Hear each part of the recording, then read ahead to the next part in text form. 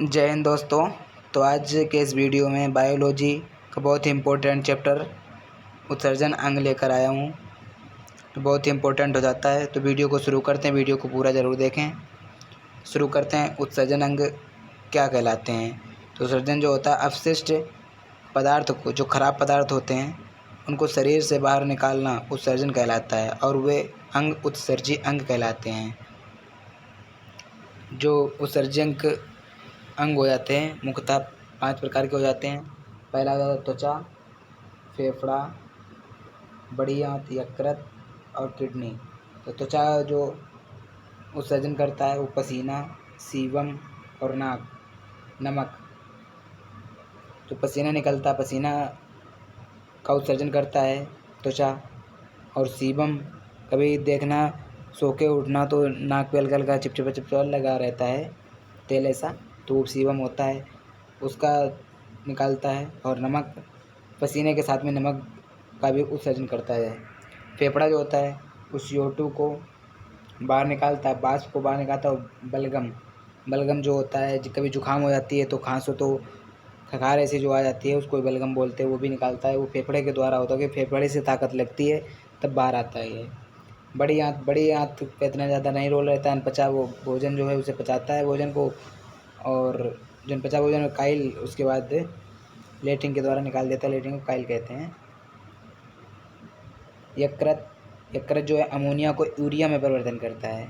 Ammonia बहुत ही खतरनाक पदार्थ हो जाता है, जिसको लीवर जो हमारा है वो यूरिया में बदल देता है, अमोनिया को यूरिया में परिवर्तन कर देता है। किडनी जो होती है यूरिया को पेशाब का उत्सर्जन करती है। यूरिया जो है पेशाब का मुख्य उत्सर्जी अंग हो जाता है। और जो किडनी ही है, वृक्क जिसे गुर्दा बोलते हैं उर्दू में, ये ही मुख्य उत्सर्जी अंग हो जाता है। आगे देखते हैं किडनी के बारे में।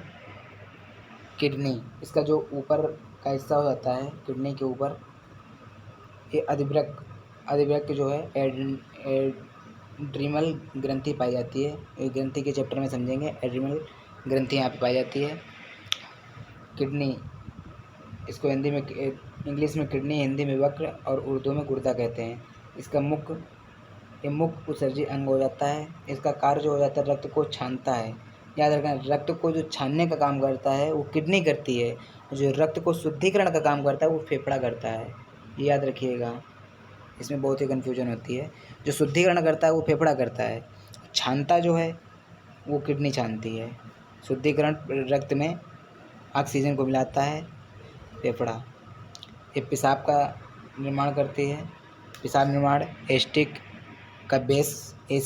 का जो बेस होता है, pH, शरीर का जो तापमान होता है उसको भी ये मैनेज करता है।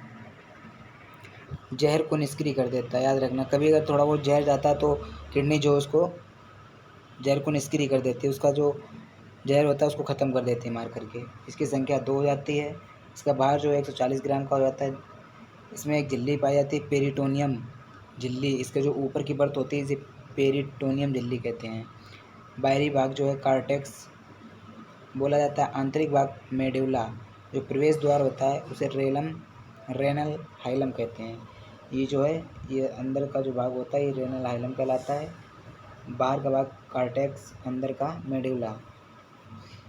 किडनी के बाद यूरेटर से जो पेशाब बनती है वो आकर के ब्लैडर में रुकती है, मूत्राशय में आकर के जो यहाँ पे स्टोर होती है। उसके बाद मूत्र मार्ग से बाहर निकल जाती है यहाँ से। तो इसका काम, इसकी इकाई जो हो जाती है, इसकी इकाई जो नेफ्रॉन हो जाती है। 8 लाख नेफ्रॉन होते हैं। कहते हैं किडनी किस चीज़ की बनी होती है? जो अगर किडनी जो बनी होती है वो नेफ्रॉन की बनी होती है। आगे देखते हैं। नेफ्रॉन जो होता है, इसके जूम करके देखा गया तो नेफ्रॉन कुछ इस तरीके से का स्ट्रक्चर बनाया होता है। इसमें जो आगे का हिस्सा होता है वह ग्लोमेरुलस कहलाता है। इसका कार्य जो होता है निस्पंदन करना, रक्त के कणों को छानता है और शुद्ध रक्त को वापस करता है। याद रखना, रक्त के कणों को छानता है। रक्त में जो भी चीज़ होती है, यूरिया जो भी कुछ होता है वो सब एक ही साथ भेज देता है। आगे जब जाता है तो बोमेन संपुट पाया जाता है। बोमेन संपुट, इसे बोमेन कैप्सूल भी बोलते हैं। यहाँ के पाता इसका कार्य होता है आवश्यक पदार्थ का पुनः अवशोषण करता है तथा यूरिया को अलग करता है। इसने तो छान करके अलग कर दिया, इसने सिर्फ जो रक्त के कण थे उनको छाना है, शुद्ध रक्त भेज दिया। अब उसमें जो और भी अन्य पदार्थ होते हैं उनको अलग करना वुमेन का काम हो जाता है। इसके बाद ये जो और अन्य पदार्थ होते हैं उसको अलग करके यूरिया को अलग करता है। यूरिया को अलग करने के बाद नेफ्रॉन पेशाब का निर्माण करके बाहर निकाल लेता है, ये हो जाता है। आगे पेशाब में जो है जल की मात्रा 95% होती है, यूरिया की मात्रा 2% होती है।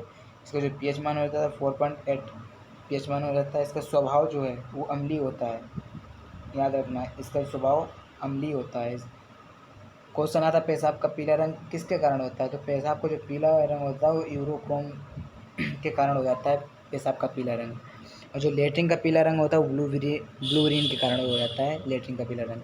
गंध, इसमें पेशाब में गंध क्यों आती है, पेशाब में गंध अमोनिया के कारण गंध आ जाती है, जो कि हमारा लीवर अमोनिया को यूरिया में परिवर्तित कर देता है, इसलिए गंध जो आती है वो अमोनिया के कारण आती है। किडनी की बीमारी, किडनी में सबसे बड़ी बीमारी जो होती है स्टोन पथरी जो है, किडनी में पथरी हो जाती है।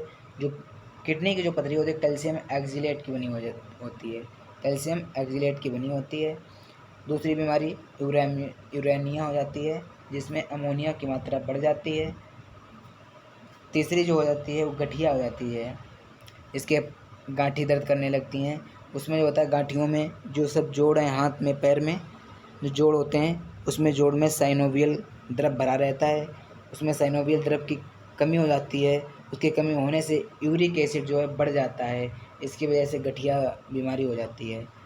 किडनी खराब होने पर ट्रांसप्लांट होता है। एक किडनी अगर खराब हुई तो एक निकाल दी जाएगी, एक के से चलता रहता है। अगर दोनों ही खराब हो गई, अगर किसी का ट्रांसप्लांट कराना है, किसी से लेनी है, तो 48 घंटे में, अगर किसी मृत व्यक्ति की निकालनी है तो 48 घंटे में उसका ट्रांसप्लांट कराना चाहिए। इसका ये मुख्य उत्सर्जी पदार्थ हो जाता है पादप पेड़ जो हैं, जो पेड़ हो जाते हैं वो गोंद तलाशा का उत्सर्जन करते हैं। कभी देखना आप पेड़ में कुल्हाड़ी वगैरह मार दो तो उसमें से लार ऐसी बन जाती है, दूध ऐसा निकलने लगता है। यूरियोटेलिक वो कहलाते हैं जो यूरिया का उत्सर्जन करते हैं, जैसे स्तनधारी, जैसे मानव और पशु, ये यूरियोटेलिक कहलाते हैं।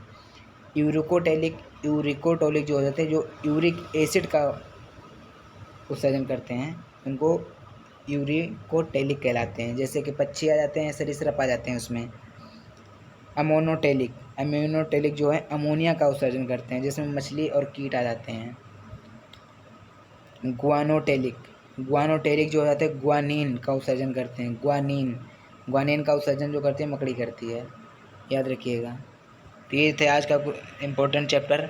वीडियो अच्छा लगा वो लाइक करें, चैनल को सब्सक्राइब करें। धन्यवाद।